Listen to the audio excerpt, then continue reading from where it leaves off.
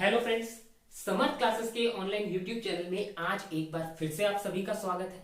हम अपने पिछले लेक्चर में देख रहे थे कि क्यू क्या होता है, क्यू डेटा स्ट्रक्चर कैसे इंप्लीमेंट होता है और क्या उसके यूजेस होते हैं। तो पिछले लेक्चर में हमने कंपाइल एंड रन करके अपना पूरा कोड लिख के देख लिया था कि क्यू को हम कैसे इंप्लीमेंट कर सकते हैं। तो किसी भी को भी अगर डाउट हो, कोई एरर आ रही हो या कुछ भी रेफरेंस चाहिए हो कि क्यू को इंप्लीमेंट कैसे करते हैं, तो वो हमारे पिछले वीडियो लेक्चर के डिस्क्रिप्शन में जाके गिटहब का लिंक एक्सेस कर सकता है, जहां पे हमने अपने क्यू के इंप्लीमेंटेशन का कोड अपलोड किया था।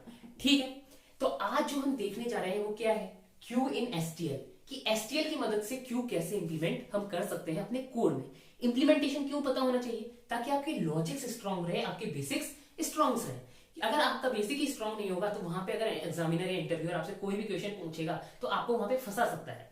और अब हमें एसटीएल की जरूरत क्यों पड़ती है भाई, टाइम की सबसे ज्यादा अहमियत है। लिमिटेड टाइम में आपको क्वेश्चन सॉल्व करना है, वहां बैठ के हर एग्जाम में आप बैठ के वहां पे क्यू को इंप्लीमेंट नहीं करने वाले। टाइम बचाने के लिए आपको क्या यूज करना पड़ता है, एसटीएल यूज करना पड़ता है। प्री डिफाइंड जब हमारे पास लाइब्रेरीज हैं, प्री डिफाइंड चीजें प्रेजेंट है, तो हम उनको यूज करें, क्योंकि ये हमारी हेल्प करती है टाइम बचाने में। जल्दी से हम अब क्यू को पूरा इंप्लीमेंट करें। आप पिछले लेक्चर में देखे हमें कितना टाइम लगा था क्यू को इंप्लीमेंट करने में, तो वो सारा टाइम हमारा बच जाता है एसटीएल की मदद से। तो चलिए, सबसे पहली जो बात आती है कि आखिर क्यू को इंपोर्ट कैसे करें, क्यू की लाइब्रेरी कौन सी है।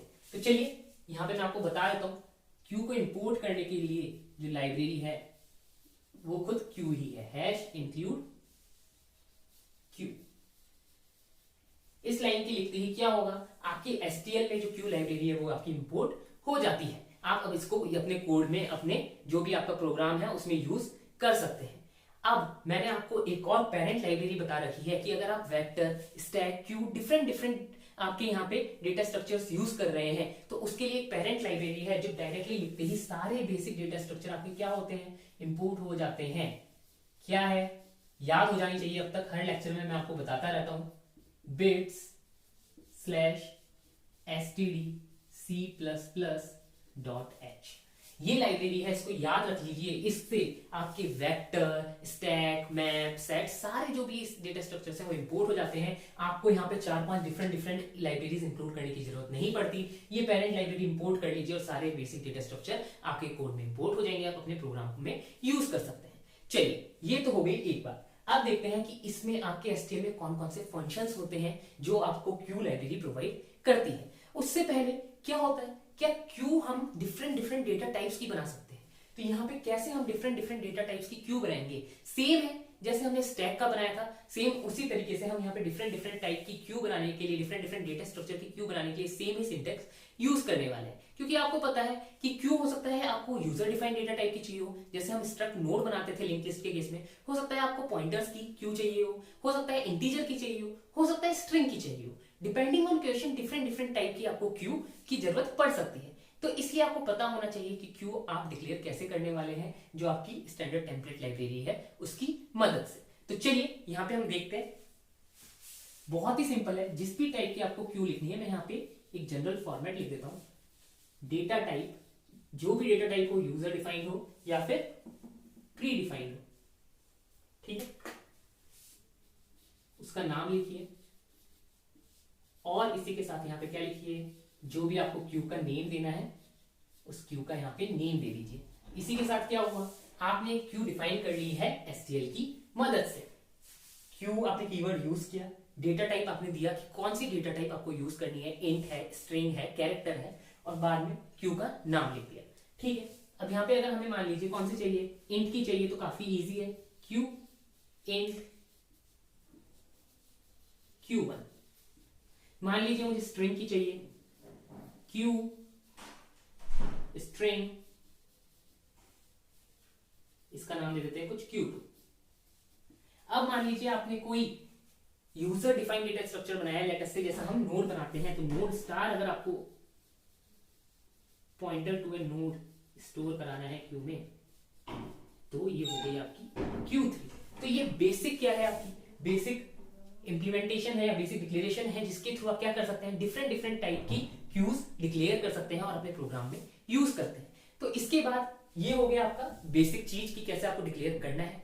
अब बात क्या आती है, कौन कौन से फंक्शंस यहाँ पे आपको क्यू लाइब्रेरी प्रोवाइड करती है। तो चलिए उसकी तरफ चलते हैं। इसको रब कर देते हैं।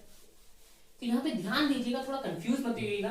अभी तक हम जो एनक्यू और डीक्यू ऑपरेशंस पढ़ते आ रहे हैं, यहाँ पे जो क्यू लाइब्रेरी होती है वो उन्हें पुश एंड पॉप करके डिफाइन करती है। तो कोई बात नहीं, चिंता मत कीजिए, अभी हम सारे देखने वाले हैं।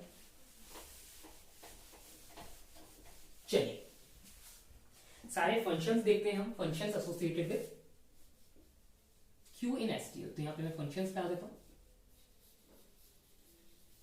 इन जो लेक्चर्स के लिंक है, इन लेक्चर्स के जो नोट्स है, मैं हमारे समर्थ क्लासेस के टेलीग्राम ग्रुप में शेयर कर देता हूं। तो जो लोग अभी तक हमारे टेलीग्राम ग्रुप में जुड़े नहीं हैं, वो हमारे वीडियो के डिस्क्रिप्शन से हमारे टेलीग्राम ग्रुप को ज्वाइन कर सकते हैं। वहां पे कुछ इंपॉर्टेंट क्वेश्चंस और कई बार जॉब ओपनिंग्स, इंटर्नशिप ओपनिंग्स भी हम वहां पे शेयर करते हैं, ताकि आप लोग इजीली अप्लाई कर सकें और क्वेश्चंस की प्रैक्टिस कर सकें। साथ ही नोट्स भी वहां पे प्रोवाइड होते हैं, ताकि इन फ्यूचर अगर आपको पढ़ना हो तो आपके लिए इजीली नोट्स अवेलेबल हो, वहां से आप देख के रेफरेंस लेके पढ़ सकें। तो चलिए अब हम बात करते हैं किसकी, फंक्शंस की। तो सबसे पहले मैं फंक्शन लिखवा रहा हूं एम्प्टी। नाम से ही पता लग गया होगा, एम्प्टी। ये क्या करेगा, एम्प्टी फंक्शन आपको बताता है कि आपकी जो पर्टिकुलर क्यू है वो खाली है या भरी हुई है। बेसिकली वो अगर खाली है तो ये फंक्शन क्या रिटर्न करेगा, एम्प्टी फंक्शन आपका रिटर्न करने वाला है ट्रू, अगर आपकी क्यू एम्प्टी है। अगर क्यू में एक या एक से ज्यादा एलिमेंट है, मतलब एक भी एलिमेंट अगर आपके क्यू में है, तो ये एम्प्टी फंक्शन आपका क्या रिटर्न करेगा, ये आपका रिटर्न करेगा फॉल्स। लेट अस से अगर मैंने यहाँ पे कोई क्यू डिक्लेयर कर रखी है, क्यू इंट क्यू, अभी मेरी क्यू खाली है और मैंने कॉल किया क्यू डॉट एम्प्टी, तो ये क्या रिटर्न करेगा, ये अभी रिटर्न करने वाला है ट्रू। और मान लीजिए इसमें अब 1 2 मान लीजिए मल्टीपल एलिमेंट्स प्रेजेंट है, तो अब ये क्या रिटर्न करेगा, अब ये रिटर्न करेगा फॉल्स। तो ये सिंपल आपका एम्प्टी फंक्शन है, जिसके थ्रू आप चेक कर सकते हैं कि क्यू में कोई एलिमेंट प्रेजेंट है या नहीं है तो आपका फॉल्स रिटर्न करेगा, और नहीं है तो रिटर्न करेगा आपका ट्रू। एम्प्टी के केस में ट्रू आएगा। ठीक है, नेक्स्ट हम फंक्शन की तरफ चलते हैं। नेक्स्ट जो फंक्शन है वो है आपका साइज। इसमें भी कोई पैरामीटर पास नहीं होता है। ठीक है, साइज नाम से ही पता लग रहा है क्या आएगा, एक इंटीजर वैल्यू आने वाली है जो आपकी रिप्रेजेंट करेगी कि क्यू की करंट साइज कितनी है। क्यू की साइज क्योंकि चेंज हो सकती है, उसमें कितने एलिमेंट प्रेजेंट है उसके बेसिस पे। तो क्यू की साइज कहां से हो सकती है, 0 से लेके अप टू इनफाइनाइट हो सकती है, या बेसिकली जो भी इसकी लिमिट है वहां तक जा सकती है। ठीक है, तो इस फंक्शन को कॉल करने के लिए हम कैसे लिखेंगे, सेम, कुछ भी डिफरेंस नहीं है, क्यू डॉट साइज। ये कभी भी आपका नेगेटिव नहीं होने वाला। कहां तक जाएगा, 0 से लेके आपका अप टू एक पॉजिटिव नंबर तक। ठीक है, अब मान लीजिए अगर आपकी क्यू एम्प्टी है, एक भी एलिमेंट नहीं है, तो क्यू डॉट साइज क्या रिटर्न करेगा, 0। अगर उसमें एक एलिमेंट है, मान लीजिए सिंगल 1 है, तो वो आपका रिटर्न करेगा 1। और मान लीजिए कुछ मल्टीपल एलिमेंट है 1 2 3, तो इसकी साइज क्या हो जाएगी, अब 3 एलिमेंट है तो ये आपका रिटर्न करेगा 3। तो ये भी काफी इजी फंक्शन है जो आपको साइज बताता है। नेक्स्ट फंक्शन, अब हम नेक्स्ट फंक्शन जो बताने वाले हैं वो है आपका एनक्यू फंक्शन, जो हमने अभी इंप्लीमेंट किया था पिछले लेक्चर्स में। एनक्यू फंक्शन वो यहाँ पे बोला जाता है, जो आपके एसटीएल है उसमें पुश फंक्शन के नाम से जाना जाता है। अब यहाँ पे आप बोलेंगे कि पुश क्यों बोल रहे हैं, अभी तक हम एनक्यू पढ़ते आ रहे हैं। एनक्यू इसलिए पढ़ते हैं क्योंकि जो ये ऑपरेशन है इसका नाम डिफाइंड है कि इस ऑपरेशन को जब आप एक एलिमेंट इंसर्ट कर रहे हैं क्यू में, तो उसे क्या बोलते हैं, हम एनक्यू बोलते हैं। लेकिन जो हमारे एसटीएल में डिफाइंड है वो यहाँ पे डिफाइंड है पुश के नाम से, ताकि आपकी आप बोले एक इक्वलिटी बनी रहे, क्योंकि स्टैक में भी आपने क्या देखा था, पुश देखा था। तो सिमिलरली यहाँ पे भी सेम नाम रखा गया है, ताकि आपको डिफरेंट डिफरेंट नाम याद रखने की जरूरत ना पड़े। लेकिन आपको ये जरूर पता होना चाहिए कि जो आप एक एलिमेंट इंसर्ट करते हैं क्यू में, तो उस ऑपरेशन को बोला जाता है एनक्यू। और जब एक एलिमेंट आप निकालते हैं, जो कि कौन सा होगा, फ्रंट एलिमेंट होगा, सबसे आगे वाला एलिमेंट होगा, उस ऑपरेशन को हम बोलते हैं डीक्यू। लेकिन जब आप इंप्लीमेंट कर रहे हैं एसटीएल के थ्रू क्यू को इंप्लीमेंट कर रहे हैं और हमें कोई एलिमेंट इंसर्ट करना है, तो कौन सा नाम होगा फंक्शन का, किस फंक्शन को हम कॉल करने वाले हैं, वो है आपका पुश। अब क्योंकि आप एक एलिमेंट इंसर्ट कर रहे हैं, तो यहां पे एक पैरामीटर पास करना पड़ेगा आपको, जो आपने इंसर्ट करना है आपकी क्यू में, पुश जी। तो इसको कॉल करने के लिए सेम क्यू डॉट पुश जी।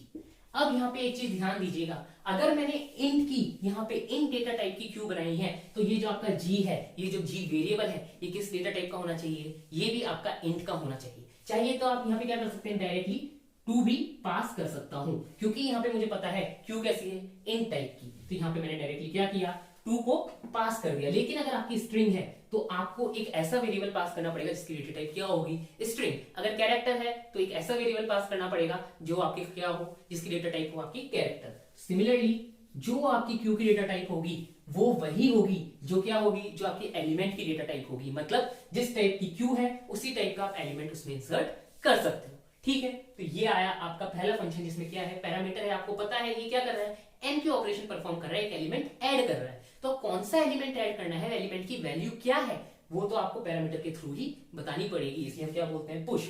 ये पुश कहां होगा आपको पता है, क्योंकि ये क्यू है, जो भी इंसर्शन होता है, जो भी एलिमेंट ऐड होता है वो कहां होगा, क्यू के लास्ट में। तो ये जो जी होगा अब सबसे लास्ट में ऐड हो जाएगा आपके क्यू के। ठीक है, चलिए अब चलते हैं हम नेक्स्ट फंक्शन की तरफ। जो आपका नेक्स्ट फंक्शन है वो है पॉप। इसमें भी कोई पैरामीटर नहीं है, pop is same as dequeue. तो अगर इसको आप कॉल करेंगे तो क्या लिखेंगे, क्यू डॉट पॉप। ठीक है, क्यू डॉट पॉप करते ही जो भी आपका पहला एलिमेंट होगा, पहला एलिमेंट मतलब फ्रंट एलिमेंट जो भी होगा वो आपका क्या हो जाएगा, रिमूव हो जाएगा क्यू से। मतलब डीक्यू ऑपरेशन यहाँ पे परफॉर्म हो जाएगा। और डीक्यू ऑपरेशन क्या करता है, जो भी क्यू का सबसे ओल्डेस्ट एलिमेंट होता है, या बोलूं जो सबसे फ्रंट में प्रेजेंट होता है, उसे क्या करता है, रिमूव कर देता है।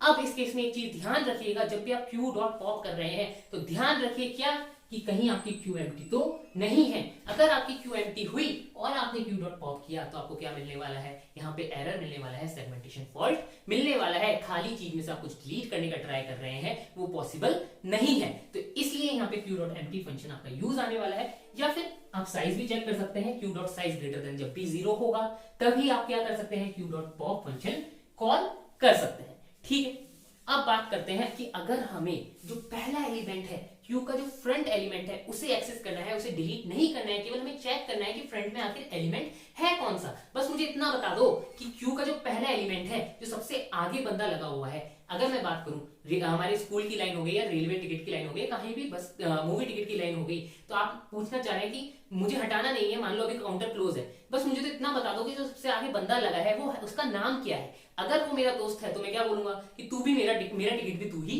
ले। तो बेसिकली इसलिए मुझे क्या चाहिए, केवल उस बंदे का नाम चाहिए, उसकी पहचान चाहिए। तो इसलिए यहाँ पे एक और फंक्शन होता है फ्रंट। बेसिकली जब हम उसे डिलीट नहीं करना है, केवल वो चाहिए कि आखिर फ्रंट में है कौन सा एलिमेंट। तो उसके लिए हमारे पास जो फंक्शन है एसटीएल में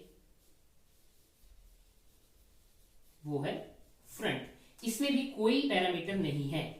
ये क्या रिटर्न करेगा आपको, ये रिटर्न करने वाला है आपको क्या, आपका पहला एलिमेंट जो भी क्यू में प्रेजेंट है, ओल्डेस्ट एलिमेंट का रेफरेंस रिटर्न करने वाला है, ओल्डेस्ट एलिमेंट की वैल्यू रिटर्न करने वाला है जो भी आपकी क्यू में प्रेजेंट है। कैसे कॉल होगा, सिंपल है, क्यू डॉट फ्रंट। क्या हुआ अगर क्यू नल हुई, क्यू अगर नल हुई तो क्यू अगर आपकी एम्प्टी हुई तो ये क्या रिटर्न करेगा, क्यू डॉट फ्रंट आपका रिटर्न करने वाला है नल। तो आप यहाँ पे चेक कर सकते हैं इसके थ्रू भी कि आपकी क्यू एम्प्टी है या नहीं है। तो यहाँ पे ध्यान रखिए कि अगर क्यू एम्प्टी नहीं है तो क्या आएगा आपके पास, फ्रंट एलिमेंट जो सबसे ओल्डेस्ट एलिमेंट होगा। ओल्डेस्ट एलिमेंट कैसे, क्योंकि जो सबसे पुराना एलिमेंट होगा अभी सब में, वही क्या होगा, क्यू में सबसे आगे होगा। उससे पुराने वाले सारे एलिमेंट्स क्या हो चुके होंगे, क्यू से पॉप आउट हो चुके होंगे, क्यू से डीक्यू हो चुके होंगे, या क्यू से डिलीट हो चुके होंगे। कुछ भी बोलिए, एक ही बात है, ध्यान रखिए। पुश क्या है, एनक्यू फंक्शन है, एनक्यू ऑपरेशन है आपका जिसका नाम क्या है पुश। पॉप क्या है आपका डीक्यू ऑपरेशन जिसका नाम क्या है यहाँ पे पॉप। फ्रंट क्या है, जब आपको पहला जो ओल्डेस्ट एलिमेंट है जो क्यू के फ्रंट में प्रेजेंट है उसका आपको वैल्यू जाननी है, या फिर मैं अगर रियल लाइफ से रिलेट किया, जो क्यू में सबसे आगे लगा हुआ है उस बंदे का अगर नाम जानना है तो क्या यूज करोगे, फ्रंट। ये अभी डिलीट नहीं हुआ है, क्यू में अभी भी ये सबसे आगे प्रेजेंट है। बस आपने देखा है कि कौन सा इंटीजर अगर आपका है तो कौन सा इंटीजर सबसे आगे है, अगर आपकी स्ट्रिंग है कौन सी स्ट्रिंग सबसे आगे है, तो आपने बस वो चेक किया है, अभी भी ये क्यू में एज इट इज प्रेजेंट होगा। ठीक है, एक जो आखिरी फंक्शन हम इंपॉर्टेंट फंक्शन जो होता है, जो हमने अभी तक डिस्कस नहीं किया था लेकिन एसटीएल यहां पे प्रोवाइड करता है, वो होता है बैक।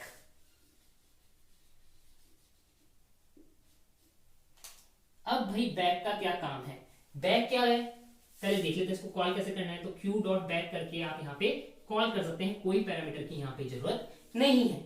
क्यू डॉट बैक क्या करेगा, ये जो भी आपने आखिरी लास्ट एलिमेंट इंसर्ट किया है उसकी वैल्यू रिटर्न करेगा, उसका रेफरेंस रिटर्न करेगा। मतलब क्यू के लास्ट में कौन सा एलिमेंट है ये आपको बताएगा कौन, क्यू डॉट बैक। तो एसटीएल में आपको एक बैक फंक्शन भी मिल जाएगा जो आपको बताता है कि आखिर आपका आखिरी एलिमेंट कौन सा है, जो सबसे लास्ट में क्यू में लगा है वो कौन है। तो उसको लिए आप क्या कर सकते हैं, क्यू डॉट बैक। लेकिन ध्यान रखिए क्या हुआ यहाँ पे भी आप इस जो बैक में जो सबसे लास्ट में एलिमेंट है उसको डिलीट नहीं कर रहे हैं, क्योंकि क्यू को आपको पहले ही पता है पहली बात तो कि जो भी एलिमेंट डिलीट होगा वो कहां से होगा, फ्रंट एंड से। जो भी एलिमेंट आपका इंसर्ट होगा वो कहां से होगा, रियर एंड से। तो डिलीट तो रियर एंड से हो ही नहीं सकता। लेकिन अगर आपको जानना है कि क्यू के लास्ट में कौन है, उसके लिए क्या यूज होता है आपका, Q dot back. Q dot back के थ्रू आप जान सकते हैं कि आखिर में कौन सा एलिमेंट आपका प्रेजेंट है। तो इसी के साथ यही 6 इंपॉर्टेंट फंक्शन है जो आपको याद रखने हैं क्यू में, जो आपको एसटीएल प्रोवाइड करती है।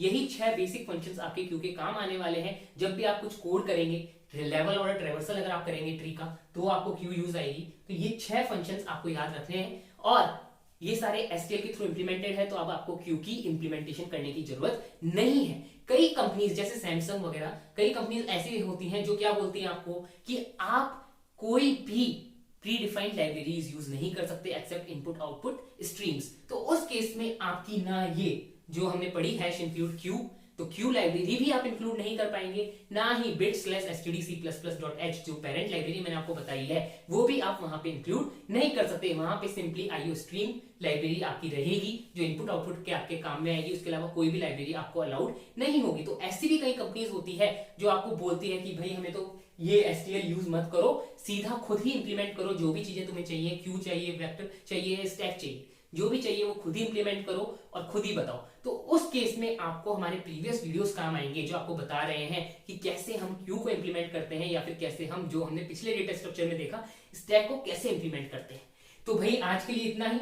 हमने देख लिया इंप्लीमेंटेशन का क्या अहमियत है और एसटीएल यूज करने की क्या अहमियत है। टाइम बचाना है, एसटीएल यूज करेंगे। जब तक आपको एसटीएल अलाउड है तो हम एसटीएल ही यूज करेंगे, क्यों फालतू ही हम सारा इंप्लीमेंटेशन करेंगे। लेकिन कई टेस्ट में आपको हो सकता है कि आपको अलाउ ना करें। सैमसंग एक बहुत बड़ा एग्जांपल है कंपनी जो आपको बिल्कुल भी अलाउ नहीं करती कोई भी आपकी लाइब्रेरी यूज करने के सिवाय इनपुट आउटपुट स्ट्रीम के। तो याद रखिए आपका इंप्लीमेंटेशन भी उतना ही जरूरी है जितना आपका एसटीएल जरूरी है। ठीक है, तो आज के लिए इतना ही गाइस। अगर आपको आज का हमारा वीडियो पसंद आया है तो इसको लाइक करना ना भूलें, और अगर आप हमारे चैनल पे नए हैं और अभी तक आपने हमारे चैनल को सब्सक्राइब नहीं किया है तो चैनल को सब्सक्राइब कर दीजिए और अपने दोस्तों के साथ इस वीडियो को शेयर करना बिल्कुल भी ना भूलें। Thank you, Tata.